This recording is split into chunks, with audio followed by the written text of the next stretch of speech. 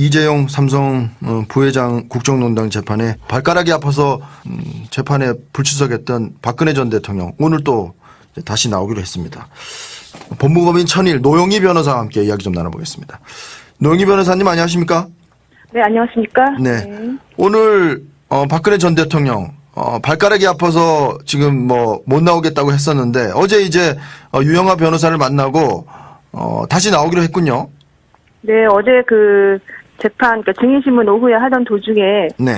재판부에서 박근혜 전 대통령에 대한 그 구치소 측의 소견을 보면 이상 없음 이런 소견이 나왔다. 네. 아직까지 안 나오고 이런 식으로 하는 거는 좀 이상하니까 한번 가서 좀 얘기를 해봐라라고 얘기를 했죠. 네. 그랬더니 유영하 변호사가 증인신문을 중단하고 네. 다른 변호사에게 인계를 한 다음에 곧바로 구치소를 향했습니다. 네.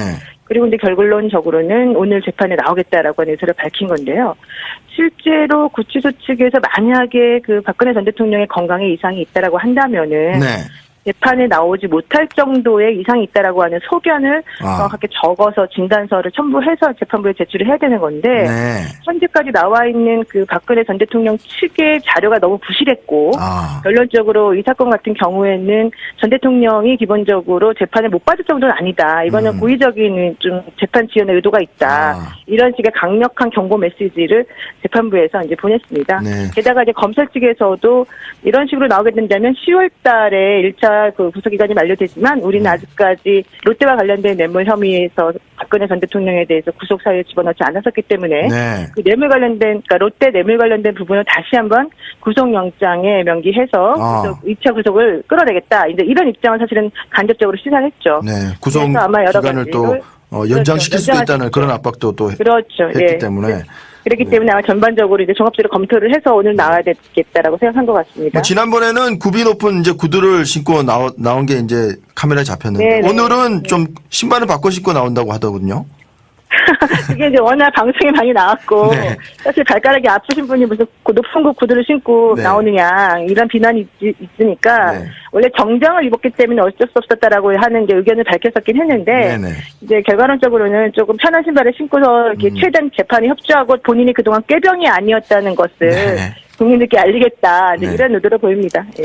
그리고 오늘 이제 이재용 부회장 재판에 김상조 공정거래위원장이 증인으로 나오는데 네네. 아무래도 그 2015년에 삼성물산과 제일모직 합병 문제에 대해서 그 문제에 대해서 아주 핵심적인 증언을 하겠죠.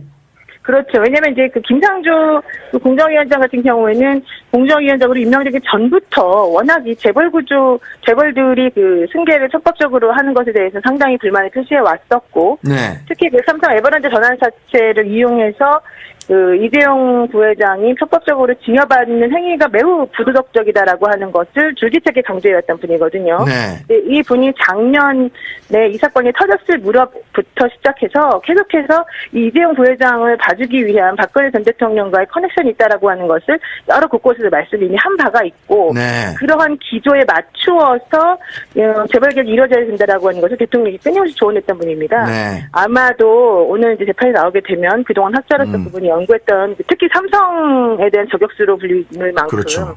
자료가 많기 때문에 네. 그 부분을 강조해서 아마 그 삼성의 그 지배구조의 문제와 그다음에 특히 박근혜 전 대통령을 둘러싼 네. 이런 그 뇌물로 봐야 되는 이유 이런 것들에 대해서 구체적으로 설명을 잘 하실 것 같습니다. 이재용 부회장으로서는 상당히 곤혹스러운 게 말이죠. 오늘 이제 김상조 공정거래위원장의 증언도 그렇거니와 지난 12일 날 증인으로 나온 정유라 씨 말이죠. 네네. 뭐 폭탄 증언을 해서 지금 또 발칵 뒤집혔다고 하는데 네네. 그 누구죠? 그 변호인. 네. 네, 변호인이 이런 얘기를 했더군요. 살모사 같은 행동으로 장시호보다 더하다. 오태희 변호사가 이런 얘기를 했던데 네, 맞습니다. 이거 어떻게 받아들여야 됩니까? 우선 변호사의 한 명으로서 저도 이 오태희 변호사님이 하신 말씀에 대해서 매우 유감스럽게 생각합니다. 네. 일단 본인은 기본적으로 최순실 씨의 변호인이기도 하지만은 정유라 씨의 변호인이기도 하거든요. 네. 그렇다면은 철저하게 정유라 씨를 위하여 변호를 해야 되는 것이고 만약에 그렇군요. 같이 변호하는 다른 사람 하고 이해관계가 서로 충돌된다는 우려가 있을 때에는 네. 둘 중에 한 명에 대한 변호는 그만둬야 됩니다. 아. 그런데 아직까지는 그런 상황이 아닌 상황에서 네. 자신이 변호하고 있는 사람에 대해서 이런 식으로 표현한다는 것은 일단 매우 부적절하다라고 생각을 하고요. 네. 네, 두 번째로는 지금 오태희 변호사가 주장하고 있는 내용은 사실은 장시호 씨보다 더 심하게 삼성 이재용에 대해서 불리한 증언을 내놓았고 최순실 씨가 말한 것도 역시 다 뒤집고 있다 이런 얘기거든요. 그렇죠. 근데 이제 그것을 장시호 씨나 뭐 최순실 씨와 비교해서 얘기할 것이 아니고 정리 관점에서 봐야 됩니다. 네. 왜냐하면 정유라 씨 입장에서 본인이 그런 식으로 증언하는 것이 거짓말이라거나 위증이 아니라고 한다면은 네. 본인이 그 정유라 씨가 주장한 것처럼 재판부에서 요구하는 증인으로서의 의무를 철저하게 자기는 성실히 이행했다라고 하는 얘기가 되고 네. 그런 것이 결과론적으로는 정유라 씨에 대한 향후 검찰의 뭐 태도라든가 재판부의 태도에서 많이 영향을 미칠 수 있기 때문에 네. 이 부분을 이렇게 공개적으로 특히 장시호 씨와 뭐 살모사 이런 걸로 비난하면서 네. 얘기하는 것은 매우 옳지 않다. 특히 살모사에 빗댄 이유가 그거 아니겠습니까? 살모사는 자기 어머니를 이렇게 죽이고 뭐 그렇죠. 태어나서 자기 어머니를 잡아먹는다 이런 네. 얘기가 있는데 아마 이제 그런 식으로 최순실 씨에 대해서 나쁜 영향을 미칠 것인가를 두려워해서 이런 얘기를 한 것 같은데 네. 그럼에도 불구하고 이거는 매우 옳지 않은 행동이라고 봅니다. 네. 살모사가 진짜 이제 어미를 죽이고 나타나는 뱀이다. 이런 거는 과학적으로는 아니라고 하는데. 그렇죠. 네. 그렇죠. 네. 비유적으로 말을 하는 비유적으로 거죠. 이제 그렇게 말씀하신 건데 어쨌든 그런 변호인에 대해서 그렇게 얘기한다는 것 자체 그리고 이해관계가 상충될 때는 변호인을 내려놓는 게 맞는 거군요. 그렇죠. 이해관계가 상충되는 변호 상황이 벌어지게 되면 한쪽을 선택해야 되는 것이고 네. 아니면은 둘 다 그냥 포기하는 게 원래 전체적으로 맞는 부분입니다. 변호인의 윤리상으로도 마찬가지고. 네. 그런데 그러니까요. 지금 아마 이런 식의 태도가 보이는 것은 정유라 씨하고 변호인 간에 이견이 있는 것 같아요. 재판 전략과 관련해서. 네. 그래서 이제 그런 부분들이 지금 바깥으로 노정되면서 상당한 이제 불협화음을 야기하고 있는 겁니다. 뭐 최순실 씨는 어제 이제 그런 얘기들과 관련해서 유라가 무슨 생각하는지를 알아봐라. 그럴 거면은 국선 변호사를 쓰게 해라. 또 이렇게 또 지침을 내렸다고 하더군요. 그렇죠. 이제 최순실 입장에서 보면은 부담스럽겠죠. 아무래도 그 네. 입장에서도. 어떻습니까? 그 정유라의 증언과 관련해서 이게 이제 뭐 최순실 씨나 이런 엄마로부터 전해 들은 이야기에 불과하기 때문에 증거 능력 자체가 없다. 이런 또 반박도 있던데 우리 변호사님 어떻게 판단하십니까? 그렇죠. 이제 전문 증거라고 해서 지금 정유라 씨가 얘기하고 있는 것은 최순실 씨가 한 말을 나는 이렇게 들었다 이런 얘기 아니겠습니까? 네. 근데 만약에 그런 내용을 최순실 씨가 반박을 하거나 부인하게 되면은 사실 정유라 씨가 얘기한 그 내용 자체는 의미가 없어지는 부분이 있습니다. 네. 네. 그렇기 때문에 이제 변호인 측에서 얘기하고 있는 것은 이건 전문 증거에 불과한 것이고 당사자인 최순실 씨가 부인하고 있기 때문에 이 부분에 대해서는 타당성이 없다 이렇게 주장을 하고 있는 건데요. 네. 이제 그렇다 하더라도 그런 그 전문 증거라고 하는 것의 관점으로만 지금 이것을 받아들일 것이 아니고 네. 당시에 정유라 씨가 이 말 세탁이라던가 삼성으로부터 말에 관련된 지원을 받는 과정에서 네. 알고 있었던 본인이 실제로 알고 있는 지식들이 많이 있거든요. 네. 지금 방송에 나와 있는 것들은 뭐 어머니로부터 들어서 알고 있다. 이제 이런 정도의 얘기. 네. 그것이 과연 최순실 씨의 말이 번복되면 혹은 부인되면 의미가 없는 거 아니에요 이렇게 말하고 있지만 그거보다는 네. 본인이 엄마로부터 들어서 A라고 하는 걸 알고 있다. B라는 걸 알고 있다. 얘기는 듣지 않았어도 다른 재산 예를 들면 승마 코치라던가 네. 뭐 이런 분들로부터 뭐 얘기 들은 게 있다라든가 이런 일이 많기 때문에 네. 단지 최순실 씨한테 들었다는 것만 가지고는 사실은 정유라 씨의 증언이 모두 쓸모없다 이렇게 말할 수는 없는 거죠. 네. 어떻습니까? 이제 정유라 씨가 애초에는 증인으로 나가지 않겠다고 하다가 나온 네. 이제 것을 놓고 여러 가지 해석이 분분한데 앞으로도 이렇게 뭐 검찰의 어떤 증언 협조에 응하게 될 것이라고 보시는지 또 관련해서 그렇게 된다고 한다면 이 재판이 상당히 예상치 못한 방향으로 갈 수도 있지 않느냐 이런 얘기도 나오는데요. 네, 사실 그 부분이 제일 지금 귀추가 주목되는 부분인데요. 오늘 새벽에 특검에서 그 기자단들에게 풀을 돌렸습니다. 네. 그 당시에 정유라 씨가 이 증인을 하게 된 이유가 새벽 2시경에 본인이 나올 수 있도록 협조를 해달라라는 요청을 정유라 씨로부터 직접 들었기 때문이다. 네. 정유라 씨가 증언을 하고 싶어 하는데 다른 사람들이 만류하고 있으니 도와달라 이런 얘기를 그 특검 측에 정유라 씨가 직접 연락을 했다는 거예요. 네. 그래서 그 말을 듣고 이제 정유라 씨를 모시고 가서 이제 그 증언을 하게 했는데 네. 그런 것과 관련해서 마치 정유라 씨에 대해서 어떤 특검이 협박을 해서 이런 일이 벌어진 것처럼 하는 것은 옳지 않다. 네. 그 부분과 관련해서는 정유라 씨가 직접 증언해 줄 수도 있다는데 이런 얘기를 오늘 새벽에 보냈단 말이에요. 네. 얼마나 다급하고 힘들었으면 그런 문자를 새벽에 보냈을까라는 게 하나의 첫 번째 생각이고 네. 두 번째로는 매우 당당하기 때문에 그런 말 할 수 있다라고 하는 얘기인데 네. 만약에 이제 이런 것들의 일련의 과정을 살펴보게 된다면은 정유라 씨가 실질적으로는 앞으로도 계속해서 특검이나 검찰에 협조해서 이 삼성과 관련된 여러 가지 폭탄 증언을 하게 될 가능성이 많이 있습니다. 다만 아까 말씀하신 것처럼 이게 전문 증거에 해당하느냐 아니면 정말로 본인이 알고 있는 들어서 알고 있는 채택해서 알고 있는 지식 혹은 알고 있는 것에 대한 얘기냐 이거는 조금 구분해 봐야 되겠습니다만은 알겠습니다. 실질적으로는 영향 많이 미치겠죠. 네, 역시 그 노영희 변호사와 얘기해 보면 이 좀 상황 파악이 정리가 되는군요. 네. 네, 고맙습니다. 법무법인 천일 노영희 변호사였습니다. 오늘 말씀 고맙습니다. 네, 고맙습니다. 중단하고 네. 다른 변호사에게 인계를 한 다음에 곧바로 구치소를 향했습니다. 네. 그리고 이제 결론적으로는 오늘 재판에 나오겠다라고 하는 의사를 밝힌 건데요.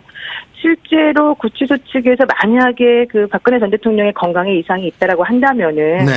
재판에 나오지 못할 정도의 이상이 있다라고 하는 소견을 정확하게 적어서 진단서를 첨부해서 재판부에 제출을 해야 되는 건데 네. 현재까지 나와 있는 그 박근혜 전 대통령 측의 자료가 너무 부실했고 결론적으로 이 사건 같은 경우에는 전 대통령이 기본적으로 재판에 못 받을 정도는 아니다. 이거는 고의적인 좀 재판 지연의 의도가 있다. 이런 식의 강력한 경고 메시지를 재판부에서 이제 보냈습니다. 네. 게다가 이제 검찰 측에서도 이런 식으로 나오게 된다면 10월 달에 1차 그 구속기간이 만료되지만 우리는 아직까지 롯데와 관련된 뇌물 혐의에서 박근혜 전 대통령에 대해서 구속사유에 집어넣지 않았었기 때문에 네. 그 뇌물 관련된 그러니까 롯데 뇌물 관련된 부분을 다시 한번 구속영장에 명기해서 2차 구속을 끌어내겠다. 이제 이런 입장을 사실은 간접적으로 시사했죠. 네. 구속 기간을 또 연장시킬 수도 있다는 그런 압박도 또 그렇죠. 했기 때문에. 그렇기 때문에 아마 전반적으로 이제 종합적으로 검토를 해서 오늘 나와야 되겠다라고 생각한 것 같습니다. 뭐 지난번에는 굽이 높은 이제 구두를 신고 나온 게 이제 카메라에 잡혔는데 오늘은 좀 신발을 바꿔 신고 나온다고 하더군요. 그게 이제 워낙 방송에 많이 나왔고 사실 발가락이 아프신 분이 무슨 높은 구두를 신고 나오느냐 이런 비난이 있으니까 원래 정장을 입었기 때문에 어쩔 수 없었다라고 하는 게 의견을 밝혔었긴 했는데 이제 결과론적으로는 조금 편한 신발을 신고서 이렇게 최대한 재판에 협조하고 본인이 그동안 꾀병이 아니었다는 것을 국민들께 알리겠다 이런 의도로 보입니다. 예. 그리고 오늘 이제 이재용 부회장 재판에 김상조 공정거래위원장이 증인으로 나오는데, 네네. 아무래도 그 2015년에 삼성물산과 제일모직 합병 문제에 대해서, 그 문제에 대해서 아주 핵심적인 증언을 하겠죠? 그렇죠. 왜냐면 이제 그 김상조 그 공정위원장 같은 경우에는 공정위원장으로 임명되기 전부터 워낙 이 재벌들이 그 승계를 적극적으로 하는 것에 대해서 상당히 불만을 표시해 왔었고, 특히 그 삼성 에버랜드 전환사채를 이용해서 그 이재용 부회장이 편법적으로 징여받는 행위가 매우 부도덕적이다라고 하는 것을 줄기차게 강조해왔던 분이거든요.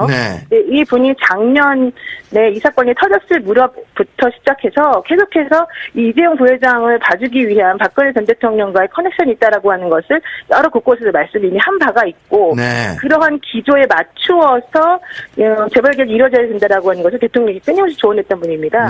아마도 오늘 이제 재판이 나오게 되면 그동안 학자로서 그분이 연구했던 특히 삼성에 대한 저격수로 불리는 만큼 자료가 많기 때문에 그 부분을 강조해서 아마 그 삼성의 그 지배구조의 문제와 그다음에 특히 박근혜 전 대통령을 둘러싼 이런 그 뇌물로 봐야 되는 이유 이런 것들에 대해서 구체적으로 설명을 잘 하실 것 같습니다. 이재용 부회장으로서는 상당히 곤혹스러운 게 말이죠. 오늘 이제 김상조 공정거래위원장의 증언도 그렇거니와 지난 12일 날 이재용 삼성 부회장 국정농단 재판에 발가락이 아파서 재판에 불출석했던 박근혜 전 대통령 오늘 또 다시 나오기로 했습니다.